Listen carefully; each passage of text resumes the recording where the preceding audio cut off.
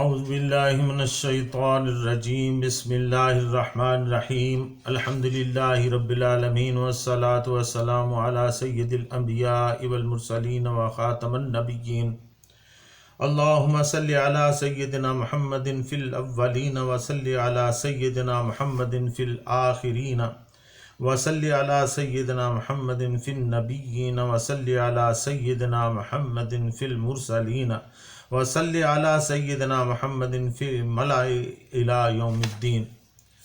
معزز ناظرین، السلام علیکم ورحمۃ اللہ وبرکاتہ۔ جاذب پبلیکیشنز میں خوش آمدید۔ میں محمد سعید جاذب آپ کی خدمت میں حاضر ہوں۔ تعلیم القرآن کا سلسلہ جاری ہے اور میں آپ کی خدمت میں سورہ بقرہ کی تفصیلات و تشریحات پیش کر رہا ہوں۔ آج کی نشست میں سورہ بقرہ کی آیت نمبر 258 شامل ہے۔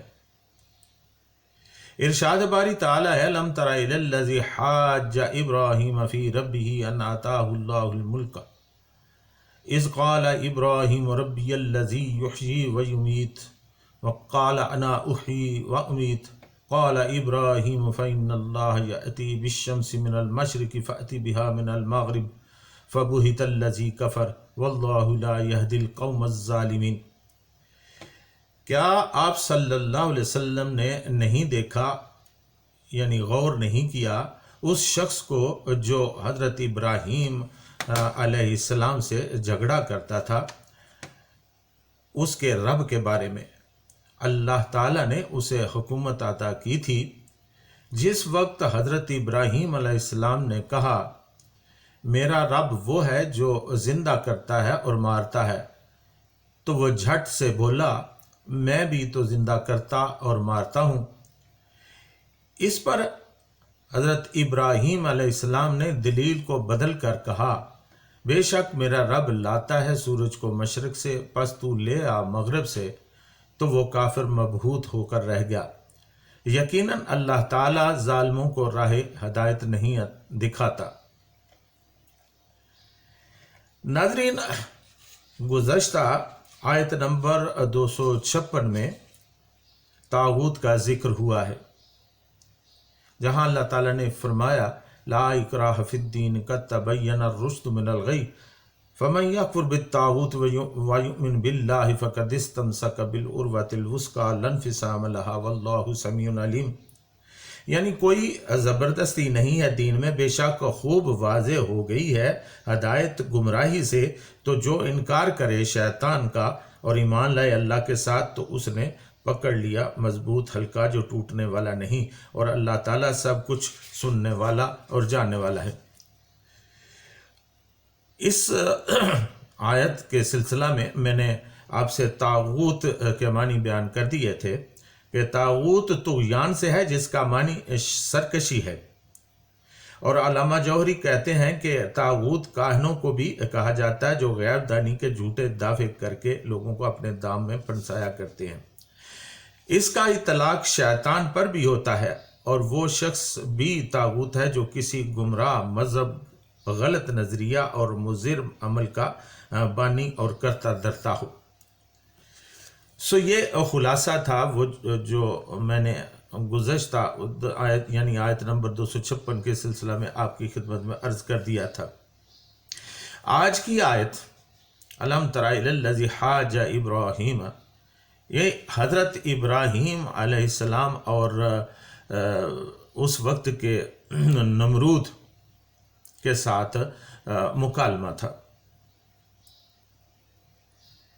اس آیت کریمہ میں ایک اس طاغونی طاقت کی مثال بیان کی گئی ہے، اور وہ طاغونی طاقت نمرود کی تھی جو انتہائی مغرور اور کفر کی ظلمتوں میں گرفتار تھا۔ وہ اپنے آپ کو رب کہلواتا تھا۔ اس کے مقابل حضرت ابراہیم علیہ السلام تھے جن کا ایمان مثالی تھا۔ دراصل طاغوت کی یہ روایت ہمیشہ سے یوں ہی چلی آ رہی ہے۔ اس کا نام نمرود ہو، فرعون ہو یا حامان ہو، سرمایہ داری نظام ہو یا کمیونزم، پہلے وہ رب کائنات کا انکار کرتے ہیں اور پھر لوگوں کو اپنا غلام بنانے کے لیے اپنے آپ کو رب بنا کر پیش کرتے ہیں۔ لیکن اللہ تعالیٰ کے بندے سنت ابراہیمی کے مطابق انتہائی نامساعد حالات میں بھی حق اور دلیل کے ساتھ ان کا مقابلہ کرتے جاتے ہیں۔ الم تر الی الذی حاج ابراہیم فی ربہ ان آتاہ اللہ الملک، کیا آپ صلی اللہ علیہ وسلم نے نہیں دیکھا اس شخص کو جو ابراہیم علیہ السلام سے جھگڑا کرتا تھا اس بنیاد پر کہ اللہ تعالیٰ نے اسے حکومت عطا کی تھی۔ یہ ایک شاندار جد و جہد کی منظر کشی ہے، حق و باطل کا عجیب مارکہ ہے۔ ایک طرف مغرور کافر بادشاہ تھا جو اپنے آپ کو رب کہلواتا تھا، دوسری جانب ایک نوجوان ابراہیم علیہ السلام نشائے وحدت میں مخمور کھڑا تھا۔ بادشاہ کے ساتھ دنیا کی ساری طاقت تھی اور حضرت ابراہیم علیہ السلام کے ساتھ رب کی عطا کی ہوئی حکمت اور ہدایت تھی۔ آپ علیہ السلام نے اس کے خدائی کے دعوے کو چیلنج کرتے ہوئے بھرے دربار میں کہا، اذ قال ابراہیم ربی الذی یحیی و یمیت، جب ابراہیم علیہ السلام نے کہا میرا رب تو وہ ہے جو زندہ کرتا اور مارتا ہے، تو اپنے آپ کو رب کیسے کہلاتا ہے؟ اس پر نمرود جھٹ سے بولا، قال انا احیی و امیت، کہنے لگا میں بھی تو زندہ کرتا اور مارتا ہوں۔ چنانچہ یعنی وہ بولا کہ میں اتنی قدرت رکھتا ہوں کہ جس کو چاہوں مار دوں اور جس کو چاہوں زندہ کر دوں۔ چنانچہ اس نے 2 آدمی بلوائے، ان میں سے ایک وہ تھا جس کے قتل کرنے کا حکم صادر ہو چکا تھا اور دوسرا بے گناہ تھا۔ اس نے بے گناہ کو قتل کر دیا اور اس واجب القتل کو رہا کر دیا۔ اس طرح حقیقت ناشناساؤں کے سامنے اپنی جھوٹی خدائی کی لاج رکھ لی۔ اس پر حضرت ابراہیم علیہ السلام نے اندازہ کر لیا کہ نمرود کی مغرور کھوپڑی میں یہ بات نہیں آئے گی، تو فوراً دلیل کو بدلا اور فرمایا، قال ابراہیم فإن اللہ یأتی بالشمس من المشرق فأتی بہا من المغرب، میرا رب تو وہ ہے جو مشرق سے سورج کو طلوع کرتا ہے اور تم مغرب سے طلوع کر کے دکھا دو۔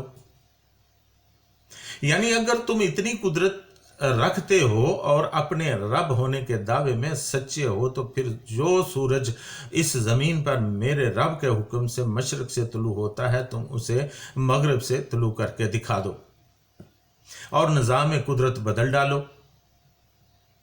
اس شاندار دلیل کو سن کر فبہت الذی کفر، وہ کافر مدبوط ہو کر رہ گیا۔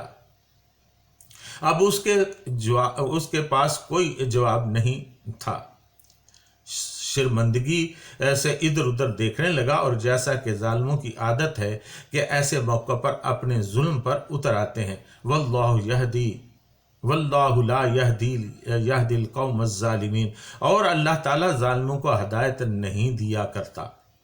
نتیجے کے طور پر نمرود نے بھی حضرت ابراہیم علیہ السلام کو ختم کرنے کا فیصلہ کر لیا۔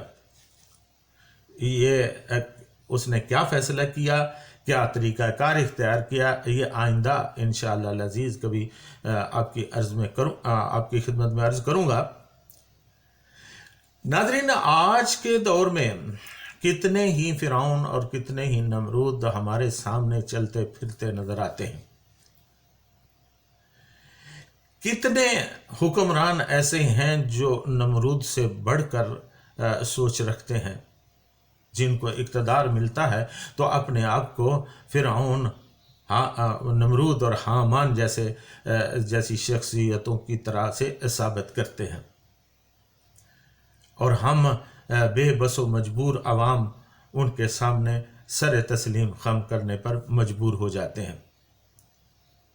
میری اللہ تعالیٰ سے دعا ہے کہ ہمیں اللہ تعالیٰ آج کے نمرودوں، آج کے فرعونوں اور آج کے حامانوں سے محفوظ رکھے، اور اللہ تعالیٰ ہمیں قرآن حکیم کو سمجھنے کی اور اس کو پڑھنے کی، اس کی تلاوت کرنے کی توفیق عطا فرمائے۔ اللہ تعالیٰ ہمیں آقا دو عالم صلی اللہ علیہ وسلم کی سنتوں پر عمل کرنے کی بھی توفیق عطا فرمائے، اور صحابہ کرام رضوان اللہ تعالی علیہم اجمعین کے نقش قدم پر چلنے کی توفیق عطا فرمائے، اور بزرگان دین نے جو کچھ فرمایا ہے اس پر بھی عمل سمجھنے اور عمل کرنے کی توفیق عطا فرمائے۔ اس کے ساتھ ہی آج کی نشست میں اجازت، وما علینا الا البلاغ المبین۔